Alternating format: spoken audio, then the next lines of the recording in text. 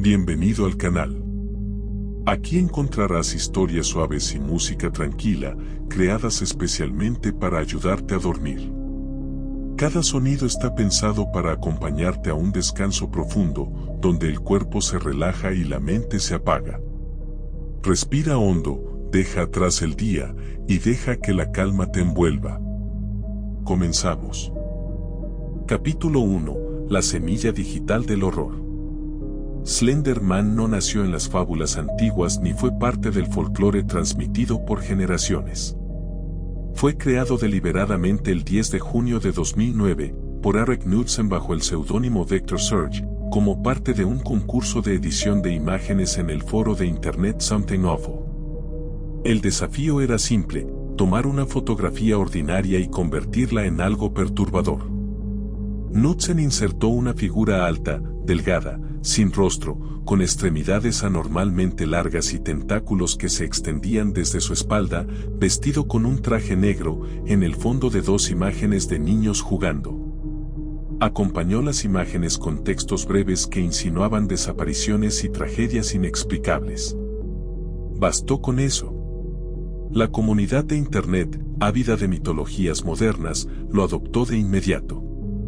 Slender Man creció de forma orgánica.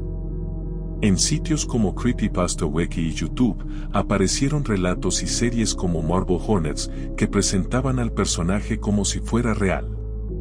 Videos caseros, diarios ficticios, documentales, teorías conspirativas. La ficción se disfrazó de realidad. Miles de usuarios, especialmente adolescentes y preadolescentes, comenzaban a hablar del ente como si habitara los márgenes del bosque, como si acechara detrás de los árboles o más allá del campo visual, esperando. Slender Man era el nuevo hombre del saco digital.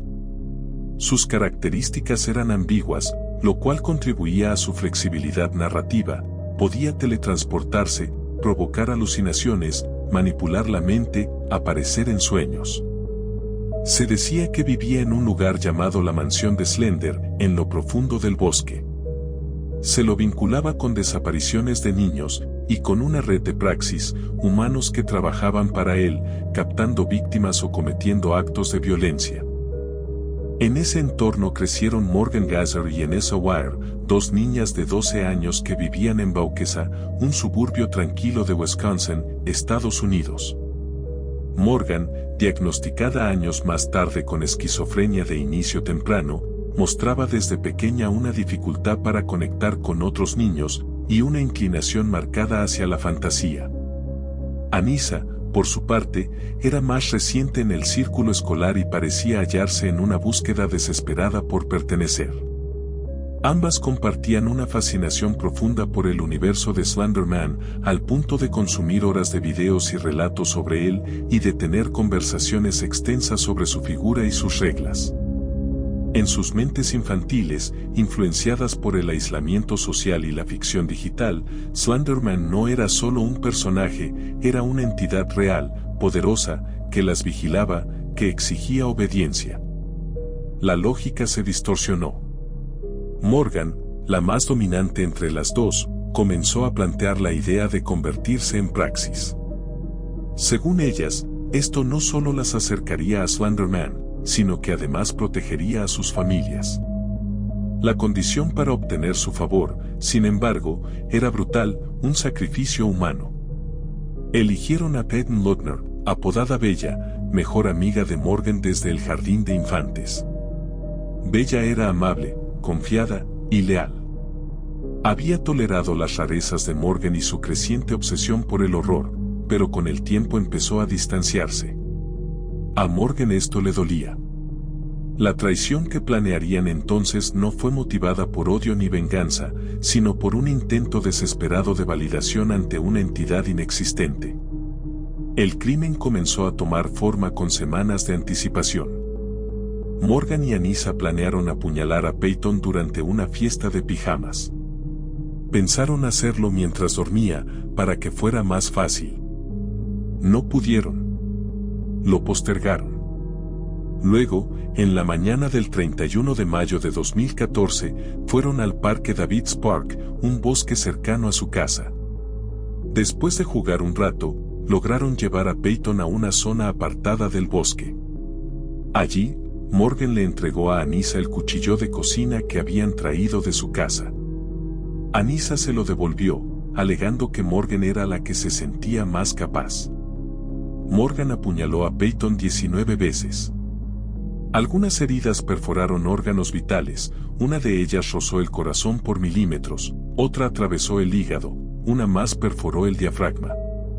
Creyendo que su amiga moriría rápidamente, la dejaron en el suelo y se marcharon, planeando huir hacia el norte, al Necala National Forest, donde creían que podrían encontrar la mansión de Slender Man. Peyton, sin embargo, sobrevivió.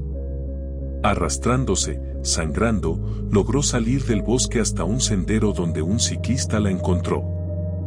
Dijo que había sido apuñalada.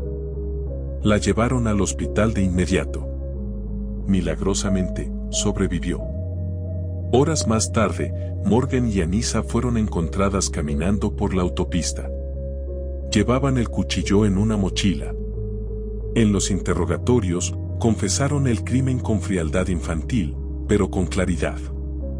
Lo hicieron, dijeron, para que Slender Man las aceptara. Para que no matara a sus familias. Para vivir con él. Este caso, brutal en su ejecución y aterrador en sus motivaciones, generó una ola de pánico moral y análisis mediático. ¿Hasta qué punto Internet puede influenciar a una mente joven? ¿Dónde se trazan los límites entre ficción y realidad en la era digital? ¿Y quién carga con la culpa cuando el miedo imaginado se vuelve letal? El crimen de Slender Man marcó un punto de inflexión. No solo porque expuso la fragilidad mental de dos niñas y el poder de la sugestión digital, sino porque demostró algo aún más profundo, que en la mente de un niño, lo que se cree puede volverse más real que lo que es. Capítulo 2. Las amigas, el cuchillo y el bosque. La historia de Morgan Gazer y Anissa Weier no se entiende si no se examina su entorno, su vínculo y las grietas invisibles que las rodeaban. Ambas tenían 12 años, pero su desarrollo emocional y psicológico las ubicaba en realidades diferentes. Morgan, nacida el 16 de mayo de 2002, era hija única de padres separados. Su madre la describía como una niña creativa, imaginativa, fanática de los libros de fantasía. Le costaba hacer amigas y pasaba la mayor parte del tiempo sola o en mundos inventados. Con el tiempo, los dibujos que hacía en casa comenzaron a reflejar figuras inquietantes, caras sin rostro, y frases incoherentes escritas con una caligrafía infantil. Nadie lo notó como una señal de alarma. Anissa, por otro lado, era una recién llegada a la escuela Horning Middle School. Venía de otra institución, no tenía muchas amistades, y gravitaba hacia Morgan como si necesitara una guía. Era más insegura, menos dominante, pero su capacidad para creer en lo irreal era profunda. Ambas encontraron refugio en un universo compartido, creepypasta, YouTube, y los foros donde Slender Man vivía como si fuera un hecho. Sus familias eran funcionales desde fuera. No había antecedentes criminales, ni situaciones evidentes de abuso. Sin embargo, en sus hogares se subestimó la intensidad de sus obsesiones. El acceso a Internet no tenía restricciones. Las horas frente a la pantalla se acumulaban. Slender Man no era solo entretenimiento, se convirtió en un marco para entender el mundo, para proyectar el miedo, para justificar acciones. Los primeros indicios del crimen se remontan a febrero de 2014. Morgan sugirió a Anissa la idea de hacer algo grande para honrar a Slender Man. Hablaron de matar a Vala Lutner, su mejor amiga. Lo discutieron con una naturalidad escalofriante, como si planearan un juego. La primera idea fue matarla en casa, mientras dormía. Luego pensaron hacerlo en un baño público del parque, porque había un DESA. El 30 de mayo celebraron una fiesta de cumpleaños para Morgan. Invitaron a Peyton. Jugaron, comieron pizza, vieron películas. Peyton no sospechó nada. Dormía en la casa de su mejor amiga. Al día siguiente, salieron temprano hacia David's Park. El crimen estaba decidido. Tenían el cuchillo y tenían la víctima. Solo faltaba encontrar el momento. Primero intentaron distraerla. Jugaron a las escondidas. Morgan trató de dejar que Anissa atacara primero. Pero Anissa dudó. Entonces fueron a una parte más profunda del bosque. Según el testimonio posterior, Anissa le dijo a Bella que se acostara y cubriera con hojas sus piernas para jugar a las siestas. Bella, ingenuamente, aceptó.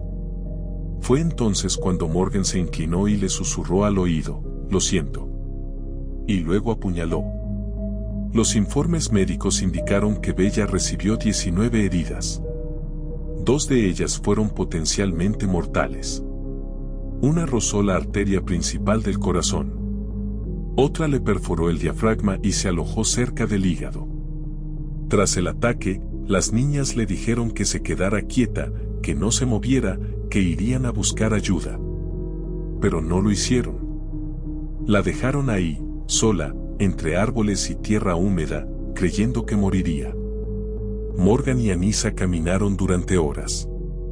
Llevaban el cuchillo en la mochila.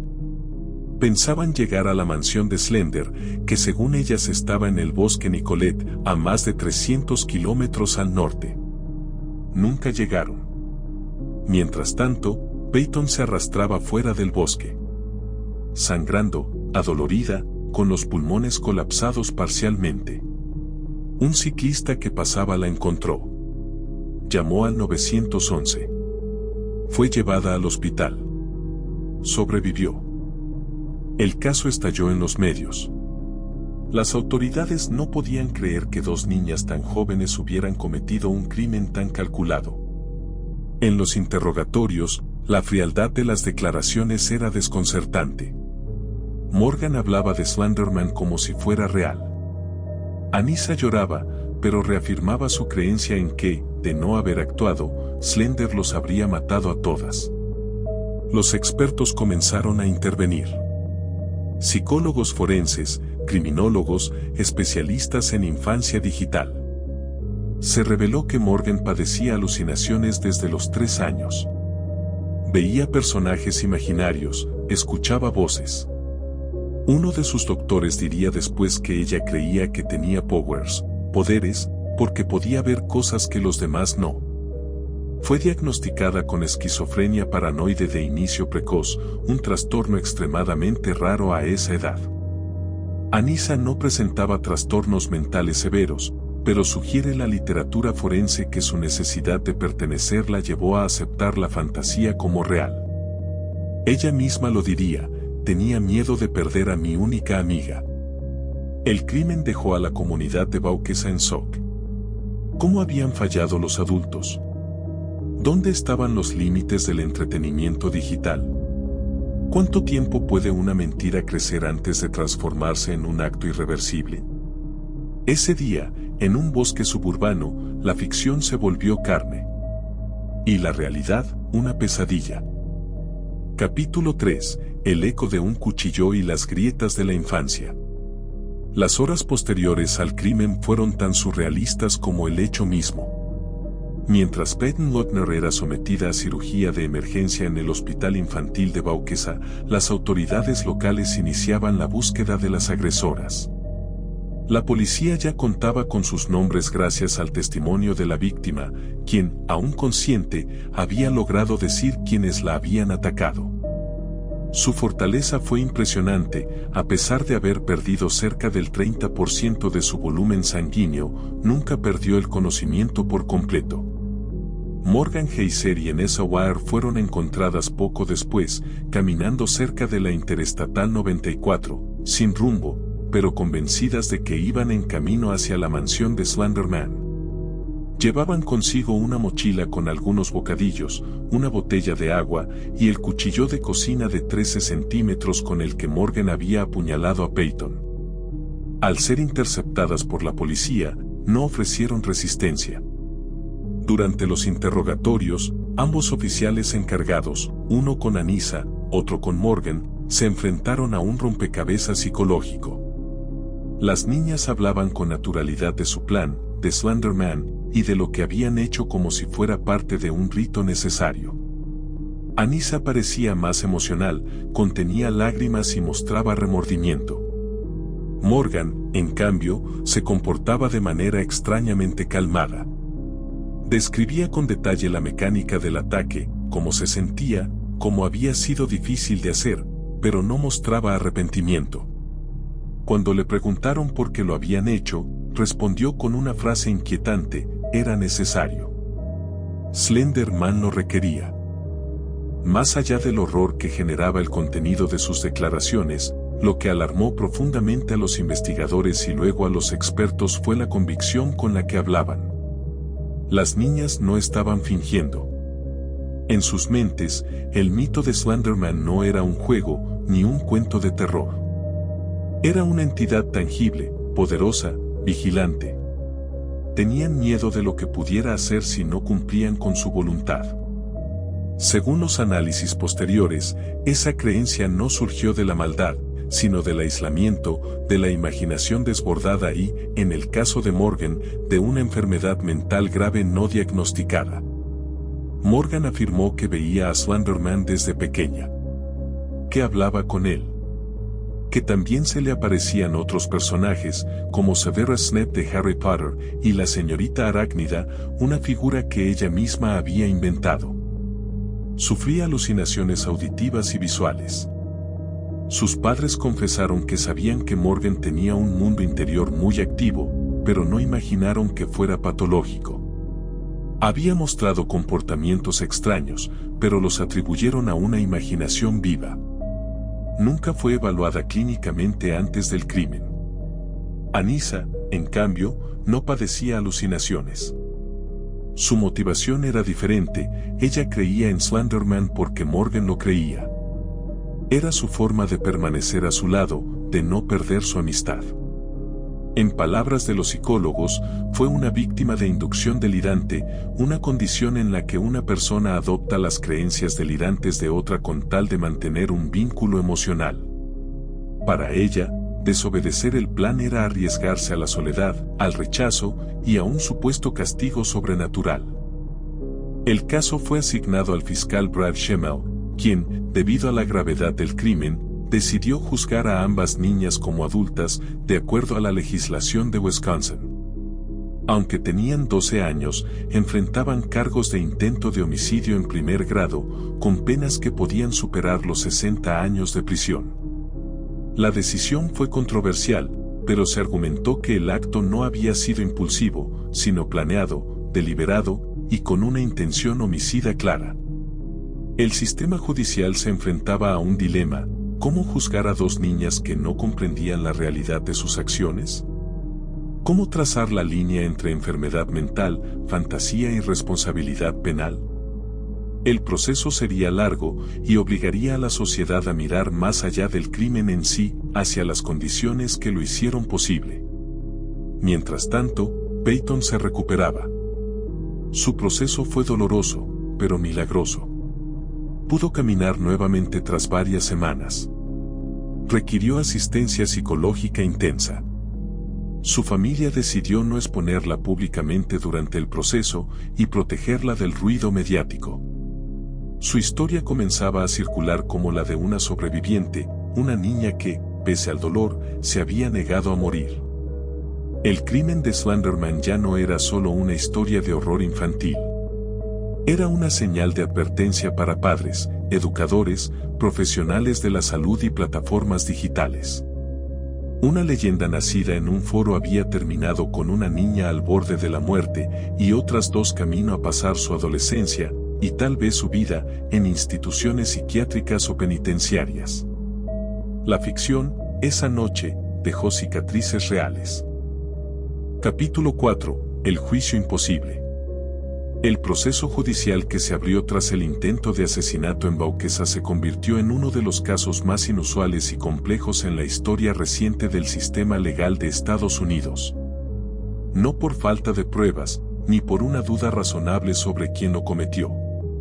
Las autoras confesaron el crimen con detalles que coincidían con las evidencias físicas y médicas. El problema era otro. ¿Podía la ley tratar a dos niñas de 12 años como adultas, cuando el motivo de su crimen era complacer a un personaje ficticio? Desde el principio, el caso despertó atención internacional.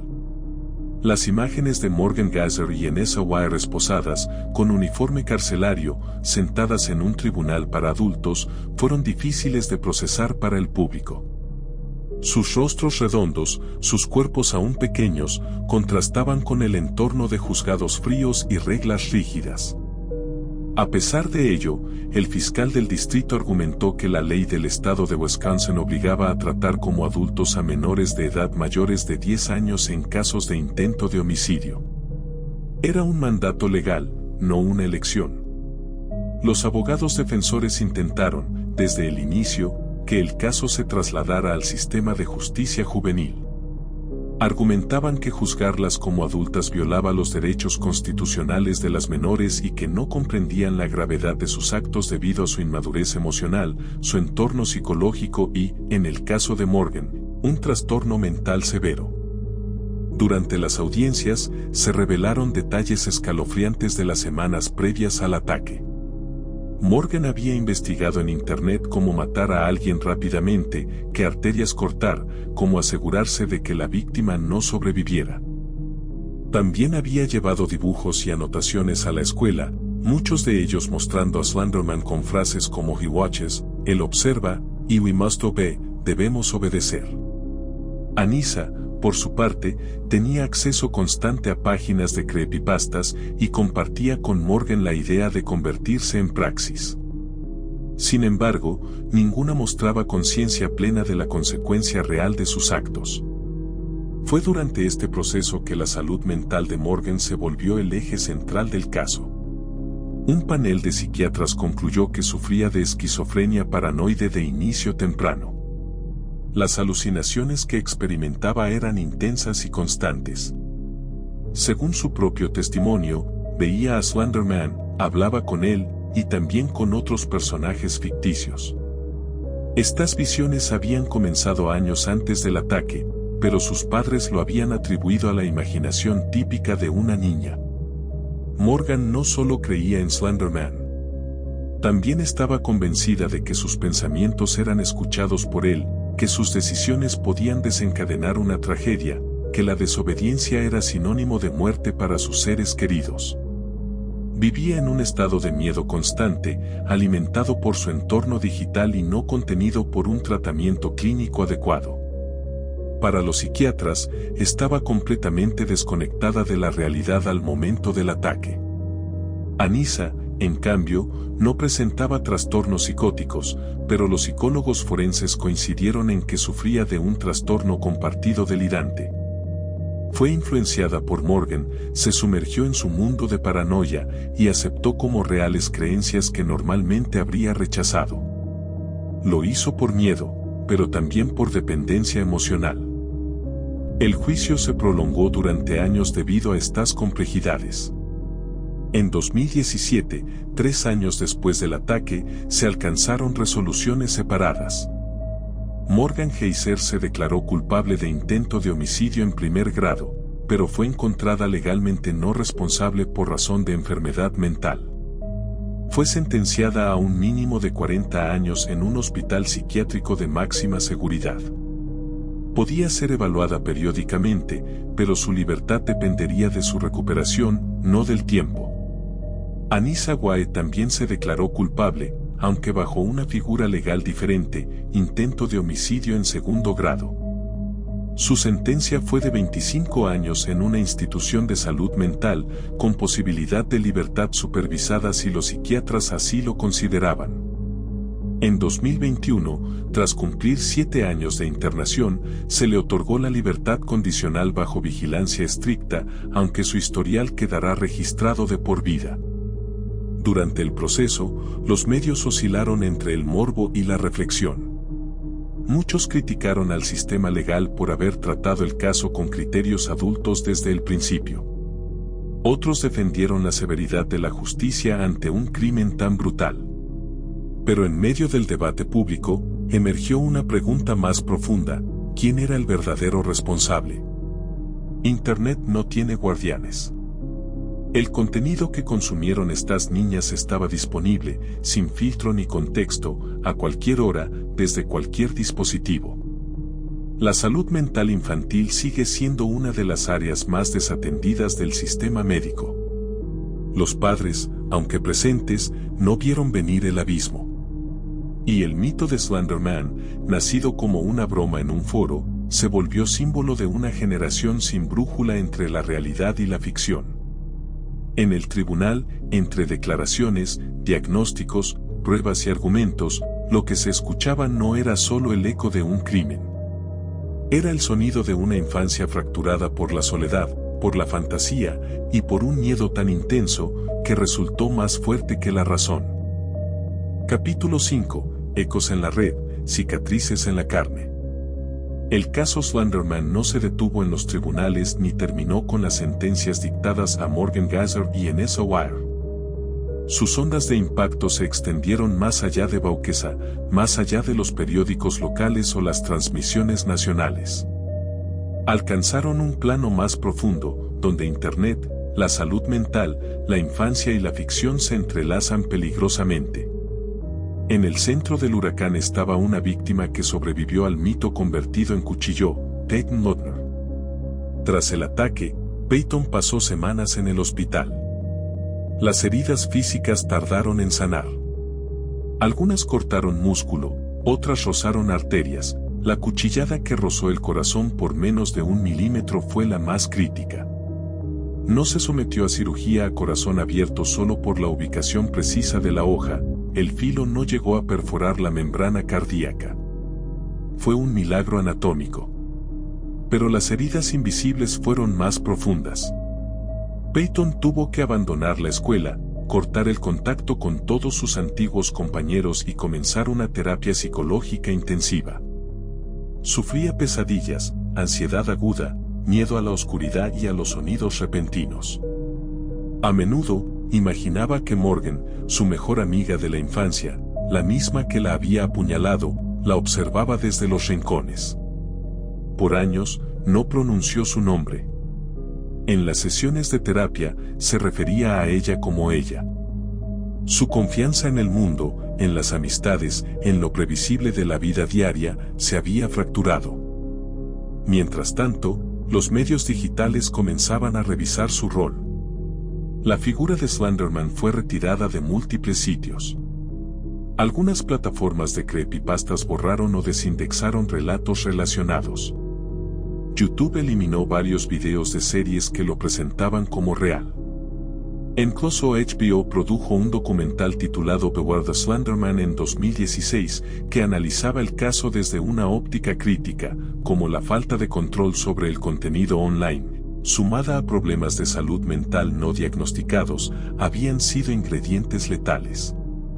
Pero ese mismo documental también generó controversia. Algunos lo acusaron de sensacionalismo, otros de exponer a las familias sin suficiente sensibilidad. Lo cierto es que el fenómeno Slender Man sobrevivió. No con la fuerza virulenta de 2012 o 2013, pero con una vida propia. Incluso hoy, aparecen nuevas versiones del personaje en videojuegos, películas independientes o redes sociales. Ha cambiado de forma, pero no ha desaparecido. La cultura de Internet no entierra del todo a sus monstruos, los recicla. En paralelo, la familia Leutner decidió mantenerse en la sombra durante los primeros años. No buscaron venganza, ni protagonismo. Solo querían proteger a Peyton. No hubo demandas civiles contra las familias de las agresoras. No hubo campañas mediáticas. Su silencio era un grito de dolor contenido. Pero en 2019, a 5 años del ataque, Peyton decidió hablar. Concedió una entrevista exclusiva a la cadena ABC News. Tenía 17 años. Su voz era firme, pero su mirada aún temblaba al recordar la traición. Dijo que el ataque la había destruido y reconstruido. Que el miedo la acompañaba, pero también una convicción: sobreviví por una razón. Contó que había sentido el cuchillo entrar una y otra vez. que no podía gritar, que intentó suplicar. Que el dolor fue indescriptible, pero que algo dentro suyo le dijo, no mueras. Arrastrarse fuera del bosque fue un acto de supervivencia pura. Con los años, logró regresar a una vida académica estable. Soñaba con estudiar medicina, específicamente en cirugía, para ayudar a otros como la ayudaron a ella. Pero, sobre todo, dijo que quería que otras víctimas de trauma supieran que se puede volver a vivir.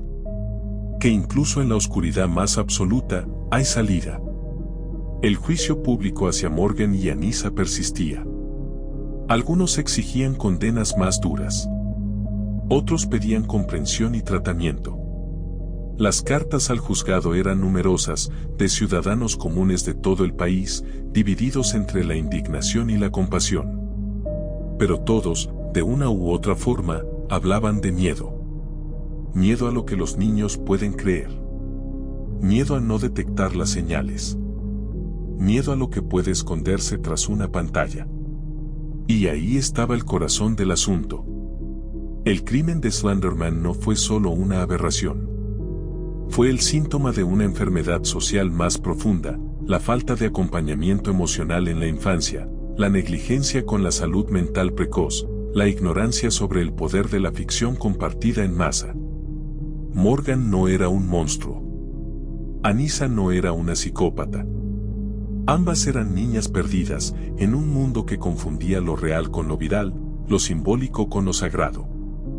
Y Peyton, sin buscarlo, se convirtió en la única que tocó fondo sin haber cruzado el límite. Una víctima cuya fortaleza transformó la tragedia en testimonio. Pero a veces, incluso con la verdad revelada, el eco del horror no se silencia. Capítulo 6. Slender Man después del crimen. El 31 de mayo de 2014 quedó marcado en la historia del crimen juvenil estadounidense, pero también en la historia de Internet. La figura de Slender Man, que había comenzado como una creación ficticia en un foro, había sido arrastrada desde el mundo virtual hacia el horror tangible. El personaje que nació para asustar en cuentos inventados se volvió sinónimo de un caso de intento de asesinato real. Y aunque muchos esperaban que desapareciera de la red como un reflejo del rechazo moral, ocurrió lo contrario. Slender Man se convirtió en una figura aún más compleja. Tras el crimen, surgieron dos respuestas claras en el ámbito digital. Por un lado, una ola de autocensura.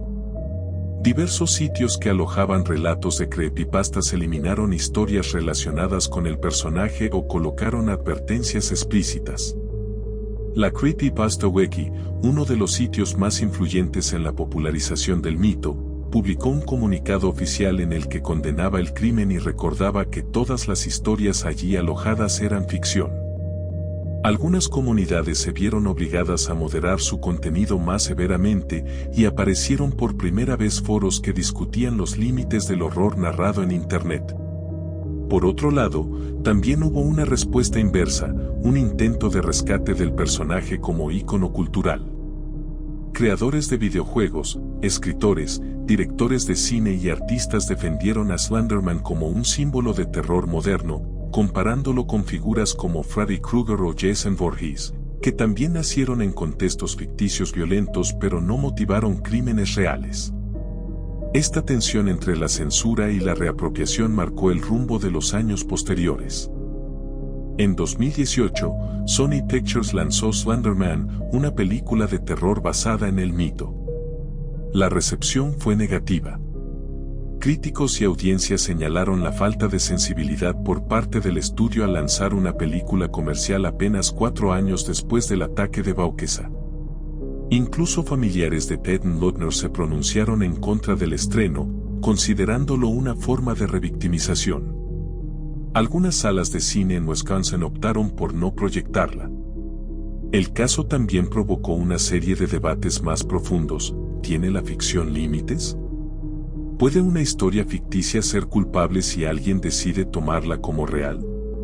¿Dónde comienza y termina la responsabilidad de los creadores, de los moderadores, de los padres, de la sociedad? Estas preguntas no tuvieron respuestas claras, pero provocaron investigaciones académicas, documentales, tesis universitarias y decenas de artículos en medios de prestigio. Mientras tanto, Slender Man sobrevivía en los márgenes.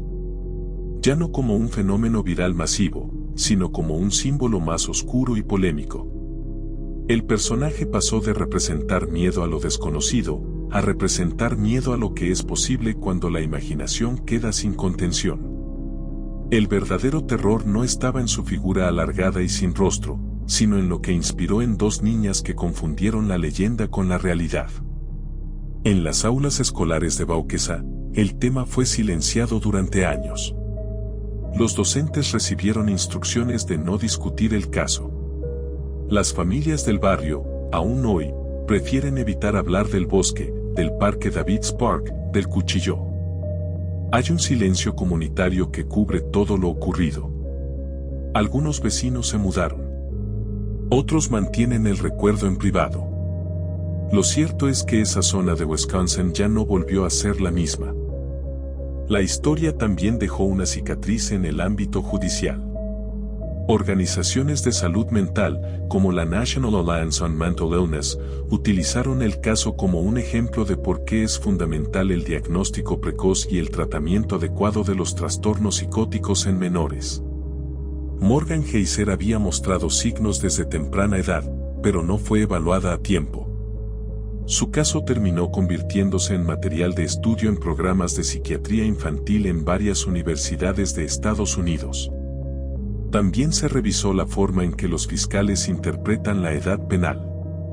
A pesar de que las leyes de Wisconsin permiten juzgar como adultos a menores desde los 10 años en casos de intento de homicidio, el debate ético sobre esa práctica se intensificó. ¿Es posible que un niño de 12 años entienda plenamente las consecuencias de un acto letal? ¿Cuándo se debe priorizar la rehabilitación sobre el castigo? Mientras esas preguntas persistían en la esfera pública, Morgan y Anissa seguían sus vidas separadas, recluidas. La primera en una institución psiquiátrica de alta seguridad, aún bajo tratamiento y con monitoreo constante. La segunda, en libertad condicional, con supervisión y restricción de contacto con medios o redes sociales. Ambas recibieron prohibiciones legales de acercarse a Peyton. Ninguna de las dos mostró intenciones de romper esas condiciones. Peyton, por su parte, se convirtió en una figura resiliente. En entrevistas esporádicas, repite que no odia a Morgan ni a Anissa, pero que jamás podrá perdonarlas. Dice que intenta recordar su vida antes del ataque, como si allí estuviera su verdadera identidad, la que fue interrumpida brutalmente por la traición. Su cuerpo lleva cicatrices, pero es su memoria la que carga con el mayor peso. En la historia de Slender Man no hay final feliz. Tampoco hay un solo culpable. Solo hay un conjunto de errores, omisiones, contextos ignorados y una ficción que se volvió peligrosa en manos equivocadas. La leyenda continúa, no como mito de horror, sino como advertencia viva. Capítulo 7. El nacimiento del miedo moderno. Antes del ataque de Waukesha, Slender Man era, en apariencia, un simple producto de la imaginación colectiva, un experimento digital. Pero tras la brutal agresión que protagonizaron Morgan Gazer y Anissa Weier, el personaje dejó de ser un cuento más entre miles de creepypastas. Se transformó en el emblema de un fenómeno mucho más inquietante, el miedo viral. Internet cambió la forma en que compartimos historias. Ya no se necesitan libros, ni películas, ni narradores tradicionales. Bastan una imagen perturbadora, un relato mínimamente bien escrito, y una comunidad dispuesta a contribuir. Slender Man fue una criatura nacida de esa lógica. En 2009, Harry Knudsen lo creó como un ejercicio de horror visual en el foro Something Awful. Pero no fue su imagen lo que lo volvió peligroso, sino el terreno fértil que encontró en una generación que convivía a diario con la conexión constante, el aislamiento emocional, y la pérdida de referencias claras entre lo real y lo imaginado. A diferencia de los mitos clásicos, Slender Man no tenía una voz oficial. Era moldeado por miles de personas anónimas, cada una aportando nuevos rasgos, nuevos relatos, nuevas pruebas de su existencia. Esta elasticidad lo hacía ubicuo. Aparecía en videojuegos como Slender, The Egg Pages, en videodiarios como Marble Hornets y en miles de fanfics distribuidos por blogs, wikis y canales de YouTube. Lo que lo hacía especialmente peligroso para mentes jóvenes como las de Morgan y Anissa era su simulación de realidad. Slender Man no era presentado como un personaje ficticio, sino como una presencia documentada por supuestas víctimas, como un ente real oculto a los ojos de los adultos. En este contexto, surgió una nueva forma de consumir miedo, el horror participativo. Las historias ya no eran solo para asustar, sino para creer, para vivir dentro de ellas. Morgan, inmersa en una vida interior fragmentada por la esquizofrenia, no tenía las defensas psíquicas necesarias para distinguir entre realidad y fantasía. Anissa, más impresionable y ansiosa por conectar, absorbió esa visión del mundo sin filtros. Slender Man se volvió una figura religiosa para ambas, omnipresente, vengativo, exigente. En entrevistas posteriores, los investigadores que participaron del caso confirmaron que las niñas no actuaban como psicópatas. No hubo ensañamiento físico ni deseo de matar por placer. Fue un acto ritual, un intento desesperado por agradar a una figura de poder que, en su universo mental, era tan real como cualquier autoridad terrenal. De hecho, lo que más desconcertó a los detectives fue que, tras el ataque, no huyeron de la justicia ni mostraron conciencia de culpa. Morgan y Anissa caminaron tranquilamente por la carretera, rumbo a lo que creían era el bosque donde Slenderman las recibiría. Esperaban ser aceptadas. No se ocultaron. No planearon escapar. Para ellas, todo estaba justificado. Este tipo de creencia se alinea con un fenómeno poco comprendido llamado delirio compartido, o folia deux. En él, una persona con una psicosis activa transmite su visión delirante a otra emocionalmente dependiente. No se trata de manipulación, sino de simbiosis. Morgan necesitaba confirmar que su mundo era real. Anissa necesitaba a alguien a quien seguir. La tragedia fue el punto de convergencia. Lo alarmante no fue solo el crimen, sino el contexto que lo permitió. Ambas familias vivían en hogares aparentemente funcionales. Ambas niñas asistían a la escuela. Ninguna tenía historial de violencia. Y sin embargo, en la intimidad de sus habitaciones, se gestaba un universo alternativo donde un ente sin rostro exigía sacrificios. Sus búsquedas en Internet, sus dibujos, sus conversaciones, fueron señales ignoradas. Nadie creyó que un cuento pudiera convertirse en arma. Tras el ataque, se generaron llamados a una mayor vigilancia parental sobre el contenido que consumen los niños. Se cuestionó la falta de educación digital en las escuelas. Se analizó la responsabilidad de las plataformas en la difusión de contenido inquietante sin advertencias ni contextos. Pero en lo profundo, muchos adultos comenzaron a entender una verdad más incómoda, que el miedo moderno no viene solo de lo que se cuenta, sino de cómo se lo cree. Morgan y Anissa no inventaron el mal. Lo replicaron. Lo habitaron. Lo obedecieron. No eran niñas poseídas ni diabólicas. Eran niñas que no encontraron una frontera clara entre lo virtual y lo tangible. Niños que no tuvieron acompañamiento psicológico adecuado. Y un entorno social que, hasta que fue demasiado tarde, subestimó el poder de las historias. En ese sentido, Slenderman ya no era solo una creación de Internet. Se había convertido en una metáfora de algo mucho más profundo, lo que ocurre cuando la imaginación se vuelve peligrosa y nadie vigila la puerta. Capítulo 8. La oscuridad bajo la superficie. A medida que se desvelaban los detalles del caso, algo quedó claro para quienes estudiaron en profundidad los expedientes judiciales, las entrevistas forenses y los testimonios familiares. El crimen de Vauquezán no fue un accidente aislado en la vida de dos niñas cualquiera. Fue el desenlace de un proceso que venía gestándose en silencio, bajo la apariencia de una infancia normal. La superficie estaba quieta, pero debajo, el agua era turbia. En casa de Morgan Geyser, el silencio era habitual. Su madre, Angie Geyser, una mujer de carácter afable y dedicado, había criado a su hija con atención constante, aunque nunca había notado signos evidentes de que Morgan no distinguía la realidad de la fantasía. Su padre, Matt Geyser, tenía un historial de esquizofrenia diagnosticada. Durante el juicio, explicó que había vivido años con voces que le hablaban, delirios, episodios de desconexión. Lo más perturbador fue la revelación de que, aún después del crimen, Matt seguía conversando con personajes que no existían, aunque intentaba mantener control sobre su enfermedad con medicación. La posibilidad genética de que Morgan heredara la misma condición estuvo presente desde siempre, pero nunca fue evaluada. Morgan había mostrado señales.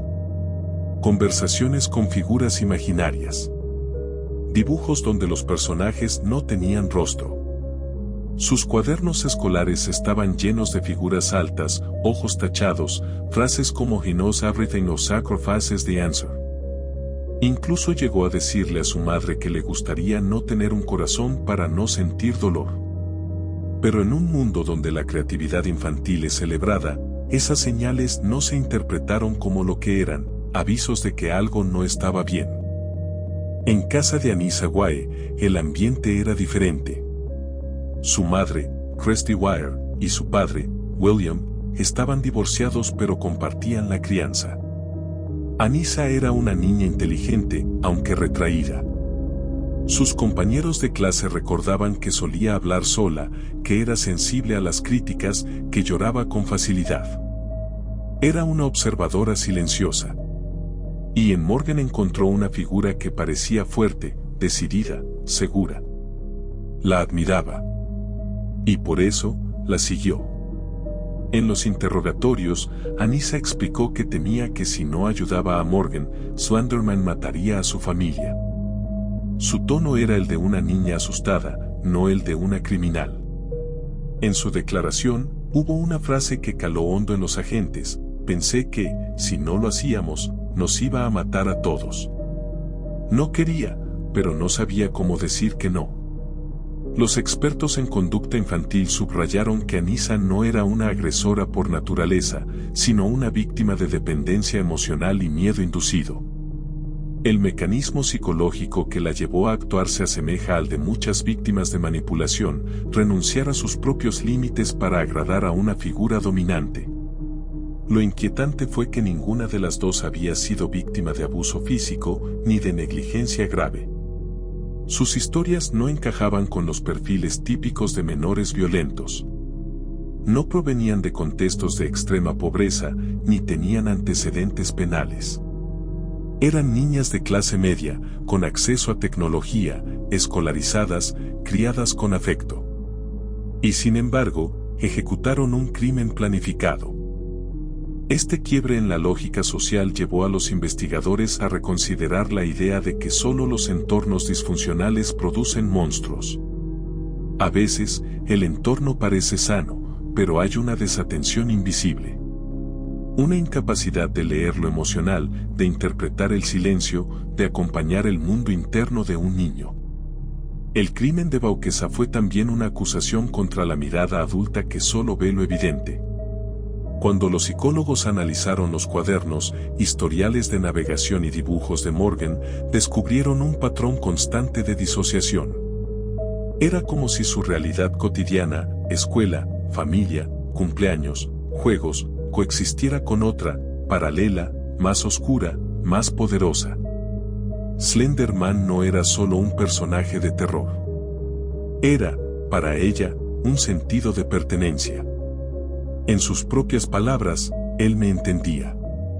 Anissa, por su parte, relató que una vez había visto a Slenderman en su casa. Que sintió su presencia, que le habló en sueños. No era una alucinación psicótica. Era una construcción inducida por miedo. El mismo miedo que se había sembrado en miles de lectores de creepypastas, pero que en ella encontró un terreno fértil por su vulnerabilidad. Las entrevistas posteriores al crimen revelaron detalles aterradores. Cuando se les preguntó qué pensaban hacer después del ataque, ambas respondieron lo mismo: ir a la mansión de Slenderman y vivir con él. Habían empacado bocadillos, una manta, y esperaban caminar más de 300 kilómetros. No llevaban dinero, ni mapas, ni ropa de recambio. Era un acto de fe. A lo largo del proceso judicial, el juez Mac O'Boran, encargado de supervisar el caso, expresó en múltiples ocasiones su angustia por el dilema moral que implicaba juzgar a dos niñas que no comprendían el peso real de sus decisiones. Pero también insistió en la necesidad de proteger a la sociedad, de enviar un mensaje claro sobre la gravedad del acto. Ese equilibrio, entre compasión y justicia, fue la tensión que marcó todo el caso. No se trataba de castigar con saña, ni de exculpar por completo. Se trataba de entender que, en ocasiones, los horrores no surgen del odio, sino de un miedo mal entendido, cultivado en soledad, y sin nadie que lo enfrente a tiempo. Capítulo 9. Cicatrices digitales y la infancia sin refugio. En los meses que siguieron al ataque, y mientras el sistema judicial avanzaba con lentitud entre evaluaciones psiquiátricas, audiencias y debates éticos, algo cambió de forma casi silenciosa: la percepción pública sobre la seguridad emocional de los niños. El caso Slenderman no solo mostró que un personaje ficticio podía tener consecuencias reales, reveló también la orfandad emocional que muchas infancias experimentan en la era digital. Miles de hogares en Estados Unidos comenzaron a revisar qué consumían sus hijos en línea. Se instalaron más filtros parentals, se aumentó la supervisión de dispositivos y surgieron campañas educativas sobre los peligros del contenido no moderado. Pero la reacción fue tardía y fragmentaria. A pesar del impacto del caso, la mayoría de las plataformas no implementó cambios profundos en sus algoritmos ni en sus criterios de visibilidad para el contenido perturbador. La viralidad seguía gobernando, no la sensibilidad. Mientras tanto, Morgan Gasser ingresaba a la Winnebago Mental Health Institute, una institución de máxima seguridad en Oshkosh, Wisconsin. Allí fue sometida a tratamiento psiquiátrico intensivo. Los informes médicos confirmaron que sufría alucinaciones auditivas continuas, ideas delirantes persistentes y una desconexión estable con la realidad. Su evolución era lenta, a veces con progresos notables, a veces con retrocesos inquietantes. Algunos terapeutas notaron que, incluso años después, Morgan seguía refiriéndose a Slenderman como una entidad de respeto. Aunque ya no decía que era real, hablaba de él con la misma reverencia con la que otros hablan de una figura espiritual. Anissa Wae fue internada en un centro de tratamiento menos restrictivo. No presentaba síntomas psicóticos activos, pero los médicos notaron en ella un cuadro de ansiedad crónica, pensamientos intrusivos y dependencia emocional severa. Fue tratada con terapia cognitiva conductual, y participó en sesiones grupales donde aprendió a distinguir creencias irracionales de hechos. Con el tiempo, desarrolló cierta conciencia de lo que había ocurrido. No puedo cambiar lo que hice, diría años después. Pero puedo entender por qué fui capaz de hacerlo. Ambas niñas, con procesos psicológicos muy distintos, compartían una certeza: no podrían volver jamás a una vida normal. Sus nombres estaban ligados para siempre a uno de los casos criminales más inusuales del siglo XXI. Fueron catalogadas como monstruos en foros y medios, atacadas por desconocidos, e incluso amenazadas de muerte.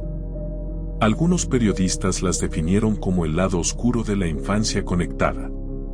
Pero lo que pocos estaban dispuestos a ver era que su historia no era tan excepcional.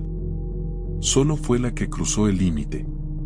Según estudios publicados después del caso, más del 30% de los niños entre 8 y 14 años ha consumido contenido de terror no apto para su edad sin la supervisión de un adulto. De ellos, 1 de cada 5 manifiesta haber tenido dificultades para distinguir entre ficción y realidad después de ese consumo. La plasticidad emocional e imaginativa de la niñez no desaparece por tener acceso a una tablet. Al contrario, se vuelve aún más vulnerable. En ese sentido, Morgan y Anissa fueron el síntoma, no la causa. Crecieron en un mundo donde las pantallas reemplazaban las conversaciones, donde los miedos se cultivaban en solitario y donde las comunidades virtuales ofrecían una validación instantánea, sin preguntas ni límites. El mito de Slenderman no las convirtió en criminales por sí solo. Pero les ofreció una narrativa que justificaba sus temores, les dio un propósito y les enseñó que el horror podía tener estructura, lógica y exigencia. Durante el juicio, el fiscal Brad Shemau declaró que el caso era la colisión perfecta entre una enfermedad mental grave no tratada, una amistad codependiente y el lado más oscuro de Internet. La frase resonó como el resumen más sobrio de lo ocurrido. Pero las cicatrices no se limitaban a las tres protagonistas del caso. En Waukesha, la comunidad escolar vivió un duelo colectivo.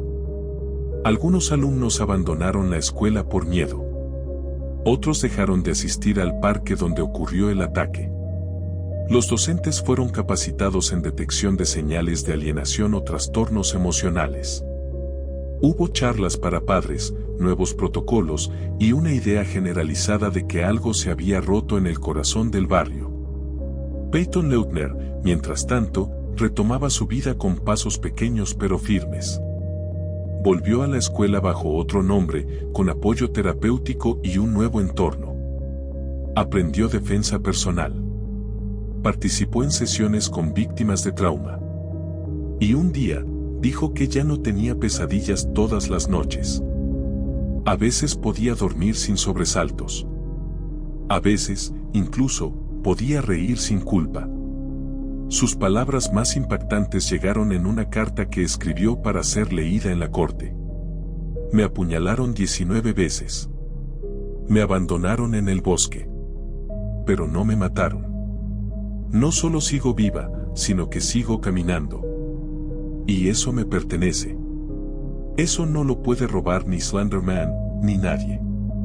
En esa frase quedó contenido todo, el dolor, la resiliencia y la verdad. La historia de Slenderman ya no era solo un cuento espeluznante. Era un espejo, y detrás del espejo, una niña que volvió a levantarse. Capítulo 10. Lecciones no aprendidas. 10 años después del ataque, la historia de Slenderman sigue flotando en la memoria colectiva como una sombra densa, incómoda. No porque el personaje continúe siendo temido, sino porque las preguntas que dejó a su paso todavía no tienen respuestas definitivas. El caso se convirtió en un símbolo de advertencia, una pieza de estudio en seminarios de criminología, psicología infantil y comportamiento digital, pero su esencia permanece como una herida que no cerró del todo.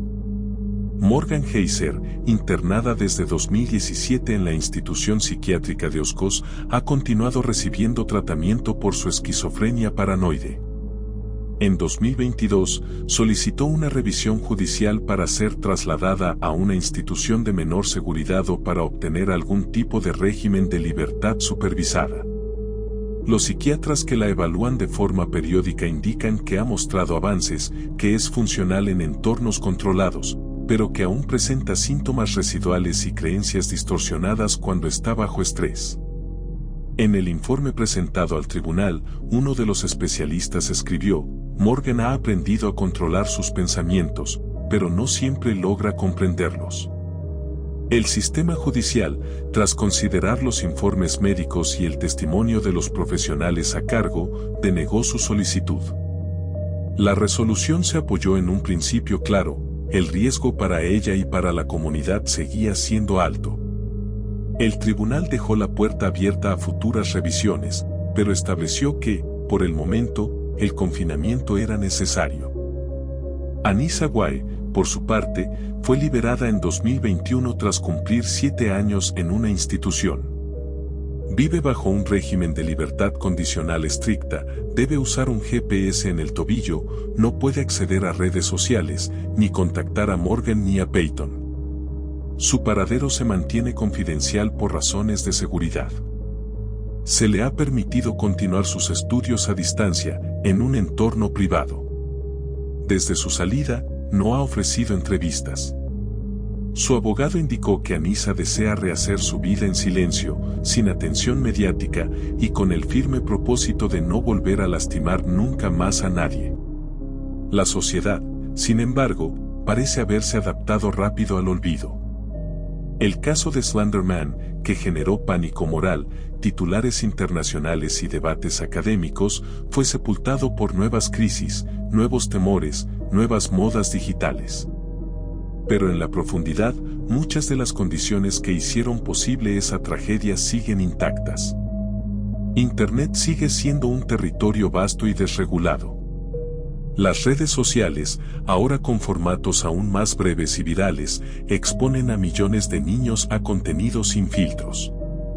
Los mecanismos de verificación emocional, la educación sobre alfabetización digital y el acompañamiento psicológico infantil continúan siendo precarios, especialmente en hogares de clase media donde se asume que el acceso a la tecnología equivale a madurez. Y mientras tanto, nuevas figuras ficticias aparecen, nuevos mitos digitales nacen y nuevas narrativas se propagan sin contexto, sin advertencia, sin marco. El caso Slender Man también evidenció una falla institucional, la subestimación del sufrimiento mental en edades tempranas. Morgan mostró señales claras de psicosis durante años. Fue diagnosticada solo después del crimen. Aún hoy, en muchas regiones de Estados Unidos y del mundo, no existen protocolos claros para evaluar salud mental infantil a menos que haya una crisis. La prevención no es prioritaria. La intervención llega tarde. Los padres de Peyton, Morgan y Anissa cargan con la memoria de lo que no pudieron ver. En entrevistas aisladas, todos han manifestado su dolor, su confusión y su necesidad de que se entienda que lo ocurrido no fue producto del abandono, sino de una forma más sutil de ceguera, la incapacidad de interpretar los signos que no gritan. La infancia moderna ya no grita con llanto. Se esconde tras pantallas, tras dibujos, tras frases ambiguas. Y cuando el mundo adulto no sabe leer esos códigos, lo que parece inocente puede ser la antesala del horror. Peyton Leutner, ahora en la adultez, continúa su vida lejos del ojo público. En 2023, una fuente cercana indicó que había comenzado estudios universitarios relacionados con biología médica, con la intención de especializarse en cardiocirugía pediátrica. Quiere devolver lo que recibió. Ha mantenido un perfil bajo, sin redes sociales públicas, sin apariciones en medios. Pero su presencia persiste como símbolo. No solo de supervivencia, sino de advertencia. El crimen de Slender Man, al final, no fue obra de un monstruo.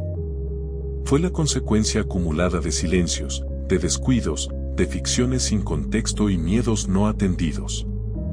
Fue una historia que no debió salir del mundo digital, pero que encontró en dos mentes frágiles el canal perfecto para volverse real. Hoy, cuando las generaciones nuevas redescubren viejos mitos online, la pregunta ya no es si pueden distinguir la ficción de la realidad. La pregunta es si nosotros, los adultos, sabremos acompañarlos a hacer esa distinción. Antes de que sea demasiado tarde.